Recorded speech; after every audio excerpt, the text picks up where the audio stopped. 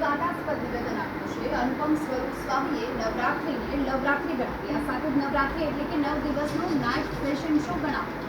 સ્વામી અનુપમ સ્વરૂપ સ્વામીએ નવરાત્રિમાં માતાજીની નહીં પરંતુ વાસનાની પૂજારીઓની પૂજાના દિવસો હોય તેવું નિવેદન આપ્યું. દીકરીઓને બગાડવાનું જાહેર આમંત્રણ છે અને એ પણ લીગલ નોટિસ સાથે તેમ પણ. આ સાથે જ નવરાત્રિમાં મહિલાઓને રાવણની નજરે જોવાથી હોય તેવું પણ તેમણે નિવેદન આપ્યું. આ સિવાય નવરાત્રિને લઈ અનુપમ સ્વરૂપ સ્વામીએ કેટલાક મુદ્દાઓને લઈ નિવેદન આપ્યા. આવો સાંભળીશું. સ્પેશિયલી હાલના સમયમાં ઉજવાતી કેવળ નામ માત્રની નવરાત્રિની. અરે ઓ ગુજરાતીઓ, તમારા પ્રિય તહેવાર નવરાત્રિને લોકો શું કહે છે ખબર છે?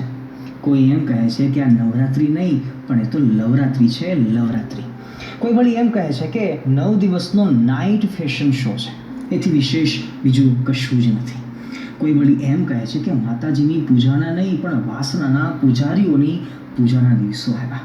તો વળી કોઈ એમ કહે છે કે બાળી ભોળી દીકરીઓને બગાડવાનું જાહેર આમંત્રણ અને પણ લીગલ નોટિસ સાથે. જો કે સાચું કહું તો આમાં આપણી બહેન દીકરીઓનો પણ વાંક છે. પણ હાલના સમયમાં લજ્જા અને શરમ એ તો સાવ ગઈ અને પહેરવેશના નામે ફક્ત ને ફક્ત બસ અંગ પ્રદર્શન જ રહ્યા.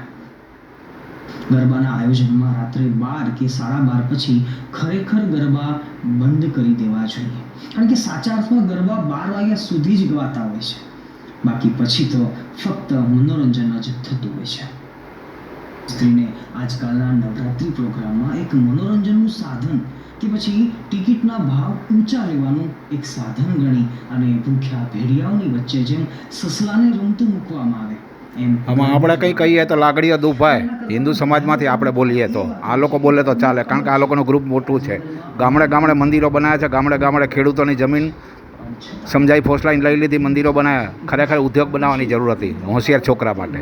એની જગ્યાએ શું ગામડે ગામડે ખેડૂતોમાંથી એક કોમમાંથી પસંદ કરી એની જમીનો છે ફોસલાઈ અને મંદિર બનાવવા માટે હાઈજેક કરી અને પોતાના મંદિરોનો ધર્મનો પ્રચાર કરે છે. આ સંપ્રદાય પોતાની પીઠ નથી જોઈ શકતા અને પોતાને ભગવાન દર્શન કરાવવાની વાતો કરે છે. પોતાની પીઠ ના જોઈ શકે, જનતાને ભગવાનના દર્શન કરાવવાની વાતો કરે છે. આવા છે આ ટકલાઓ. હદ થઈ ગઈ. હવે પહેલાં રામ ઉપર કર્યું ટિપ્પણીઓ, પછી શું છે આપણા સનાતન ધર્મ ઉપર કરી. અરે એ તો બધું ઠીક છે, પણ શું છે છેલ્લે છેલ્લે તો ક્યાં પેલા સારંગપુર હનુમાનજી ઉપર પણ એ લોકોએ શું છે હનુમાનજીને શું છે એમને પોતાના પગ ચરણ ધોતા એવું કંઈક ચિતરવાનો વિવાદ કર્યો.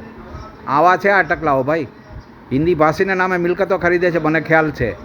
વિદેશ પ્રવાસ કરાવે છે, ટકાવારી લે છે. આટલું દાન કરો તમને વિદેશ ફરવા લઈ જાય, અમેરિકા, લંડન, કેનેડા. પોતાના અનુયાયીના નામે ભગતના નામે લઈ જાય વિદેશ પ્રવાસ કરાવીને પૈસા પડાવે છે. ગવર્મેન્ટને ટેક્સ આપો એની જગ્યાએ અમને આપો એમ. મંદિરમાં દાન કરાવે છે, વિદેશથી પૈસા મંગાવવામાં. હવાલાકાંડ ચાલે છે આ લોકોનું વર્ષોથી. વિવાદ કરવો અને પોતાની પબ્લિસિટી કરવી આ સંપ્રદાયની, એવો આ લોકોને એક ટાર્ગેટ બની ગયેલો છે હિન્દુ સમાજ, હિન્દુ ધર્મ માટે. આ લોકોનો વિરોધ કરવા માટે ક્યારે હિન્દુ પ્રજા બહાર આવશે? જાગો સનાતનીય, જાગો. સનાતન અમર છે, હતો અને રહેશે. જય હિન્દ, જય ભારત. કોઈની લાગણી દુભાવવા માટે નથી ભાઈ. Thank you very much. જય હિન્દ, જય ભારત, જય શ્રી રામ, જય હનુમાનજી મહારાજ.